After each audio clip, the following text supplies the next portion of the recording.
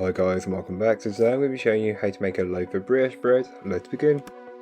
So to start on the recipe, you'll want to grab yourself a large mixing bowl, and into the mixing bowl place your strong white bread flour. This is highly recommended when you're making bread to use bread flour rather than plain flour.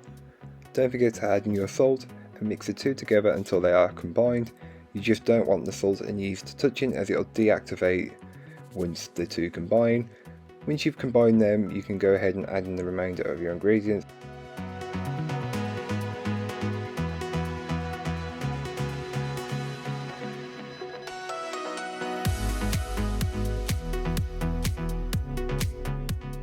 To start, you'll want to mix your ingredients on a low speed, so I recommend number 2 on a KitchenAid for around 2 minutes, and then mix on a higher speed for a further 6 to 8 minutes, or until a firm dough starts to form. So when I say firm dough, I mean for a brioche, it's still a very soft dough, so it pulls away from the bowl like this, but it'll still be slightly tacky, and this is what you're looking for. Sprinkle over some flour and just give it a brief knead until it's less sticky and you've incorporated some of that flour. Round it off and bring it back into a ball shape, and then place into a large bowl which has been lightly oiled and covered with cling film. Then place somewhere warm until the dough has doubled in size. Once the dough has doubled in size, you can go ahead and flour your work surface and then place the dough onto it and knock it back. This is the process of removing the gases that have built up in the dough during the proving time, and this is important to do. So knock it back and then bring it back into a ball shape, and then divide the ball of dough in half so you have a much more accurate result. You'll want to use a scale, and I like to weigh mine. So once you've got your 2 balls of dough, I'm making 2 loaves. You can halve this recipe to have 1, and in the recipe in the blog post I will make sure it's only 1. You'll want to round off the dough and then bring it into 1 ball, and then round it off into more of a sausage shape or an oblong shape, and then place into your loaf pan which has been lined with some parchment paper, and then repeat the process with your second loaf if you're making 2. If you're only making 1, just do it once obviously. You can then repeat the process with how many times and with how many loaves you've got, and then cover loosely with cling film and leave somewhere warm until they have proven well, so they're over and above the top of the tin.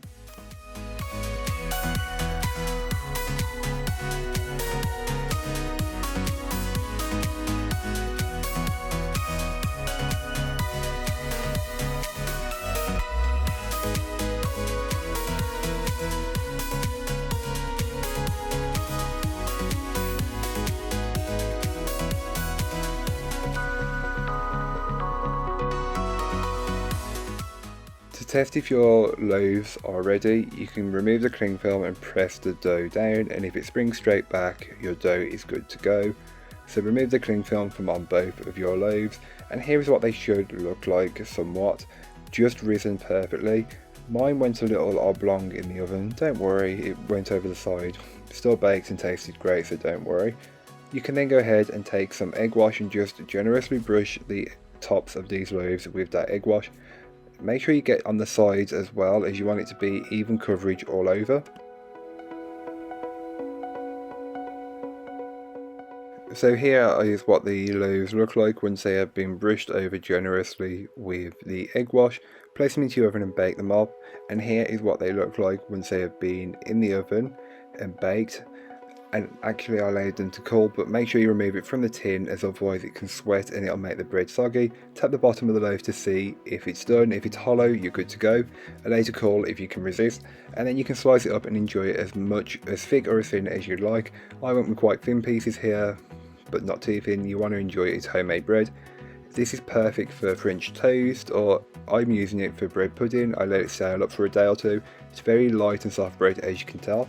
But that's all for today. I hope you enjoyed. If you did, don't forget to like, comment and subscribe for more from me, and I'll be back again soon with another recipe, so join me then. In the meanwhile, don't forget to check out the description. There'll be a link to this recipe, a link to my blog, and links to all my social media. But that's all for today. I hope you enjoyed. Bye guys.